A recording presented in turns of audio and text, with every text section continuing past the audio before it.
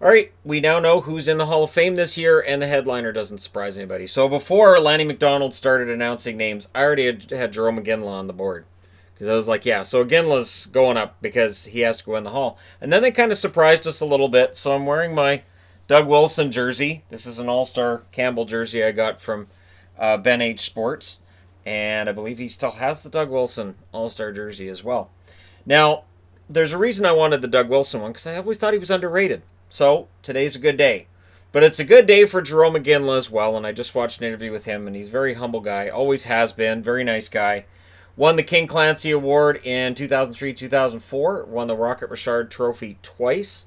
Art Ross in 2001-2002, that was the season where he also won the Ted Lindsay Award. And, oh, right, the Pearson was the Lindsay Award. It got renamed to Lindsay. So I don't need to have that up there. Silliness. You won both the Pearson and the Lindsay. Yeah, it's the same award. 2008-2009, he won the Messier Award. That's for leadership. And, 1,554 career games, 625 goals, 675 assists for exactly 1,300 points. He played well in the game that I saw him play in Vancouver where he was with the Kings, and this was as he's winding down his career. And I thought, he could still go for another year if he wanted to. And that was how I felt about him watching him that night.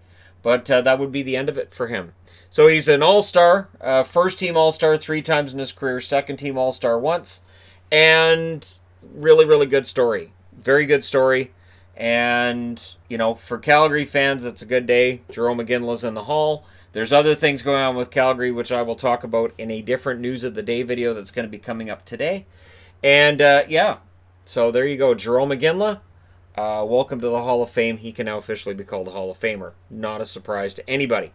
Ken Holland gets in as a builder. I hadn't thought of Ken Holland, but sure. Wings GM from 1997 to 2019, and he's current Oilers GM. And if you're an Oilers fan, you're hoping he can bring some of that success that he had in Detroit. 3 Stanley Cups, 4 President's Trophies. Hey, I put that after Oilers because why not, right?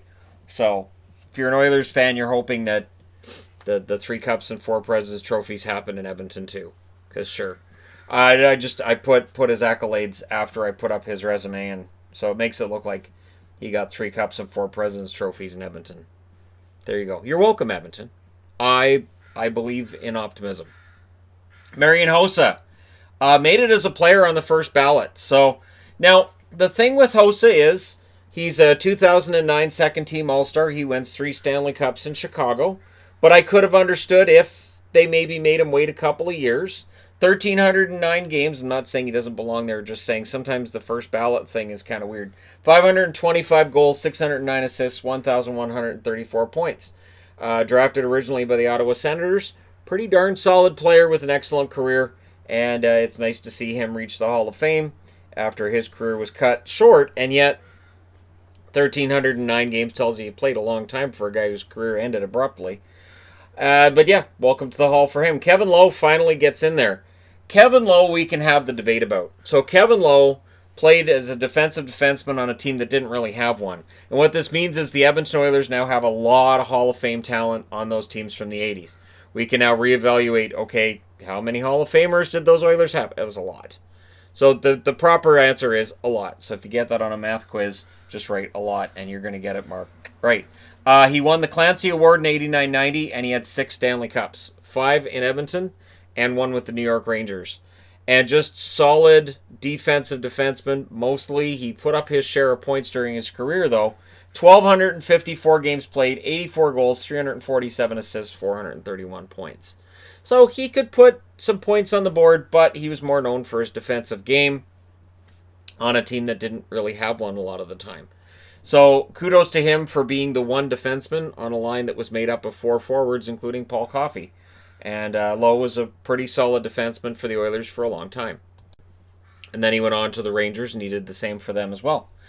Kim St-Pierre gets in as a player, and she was Team Canada's goaltender. She played in the CWHL as well. From 98 to 2013, she won gold with Team Canada in 2002, 2006, and 2010. And, of course, Iginla won gold with Team Canada as well. So Olympic gold definitely helps in terms of getting into the Hall of Fame, and it gets Kim St-Pierre there. She also won 5 gold medals at the double IHF tournaments. So, she won her share of gold medals, and she put up an excellent save percentage and goals against average for Canada, and just as a goaltender in general. So, she gets in there, and there's another female addition. Now, before people get all, well, she shouldn't be in ahead of other guys who are on this side of the board. You can only induct 4 male hockey players in any given season. And this year, apparently, it was about, hey, let's get a couple of guys who are overdue for their spot in the Hall of Fame a shot. So you get 2 first-timers, in Iginla and Hossa, who get in on the first ballot. Lowe finally gets in, and Doug Wilson gets in. Doug Wilson has belonged in the Hall of Fame for a long time, and now I can finally say Hall of Fame talent Doug Wilson. I can go back to the video that I did and add it to the Hall of Fame career playlist as well. 81-82, he wins the Norris Trophy, and he's a first-team All-Star once, a second-team All-Star once as well. He just played during an era where Ray Bourque was pretty darn good, and Rod Langway was pretty good. There were some pretty good defensemen in the 80s, and so it overshadowed Wilson, but his numbers are great. 1,024 games played, 237 goals, 590 assists, 827 points. And overall, just a very solid player. Goes to San Jose, did well enough in San Jose, and now he's their general manager. So congratulations to Doug Wilson for finally getting into the Hall. It feels overdue with Wilson. Now, still waiting on their turn and maybe getting in next year. Alfredson is now past his first and past his second, so if he gets in, it'll be his third year of eligibility. McGillney is still waiting. Theron Fleury, Pierre Turgeon, Jeremy Roenick, Curtis Joseph, Chris Osgood, Bernie Nichols, Mike Richter, Peter Bondra, Paul Henderson, Sergei Gonchar. Of course, one that stands out on that list is Henderson. Henderson scored maybe the most important goal in Canadian hockey history in 1972, depending on who you ask, and that's part of the reason why people think Henderson belongs there. But we'll see. We'll see what they do with the Hall of Fame next year. We get 2 first-timers, and we get 2 veterans who'd been waiting their turn. Maybe next year, 2 more names come off the board. So which ones surprise you? Which ones are you surprised got in? Which ones are you surprised didn't? And let me know your thoughts in the comment section below.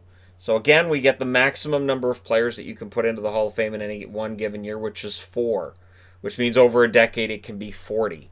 So when people complain that too many players get in and it's too easy, you can only induct 40 players in a decade into the Hockey Hall of Fame. So it's not that easy. There are some questionable ones that get in there. This year, I think, honestly, I understand all 4. We can have the debate on Kevin Lowe. Sure, as somebody who watched his hockey for most of his career, no, he was excellent throughout, and I totally understand why he's there. But let me know your thoughts in the comment section below as always. Don't forget to hit like and subscribe if you're browsing your way through. You just happened upon this video. Thank you guys so much for watching, for all your support. I will talk to you again soon.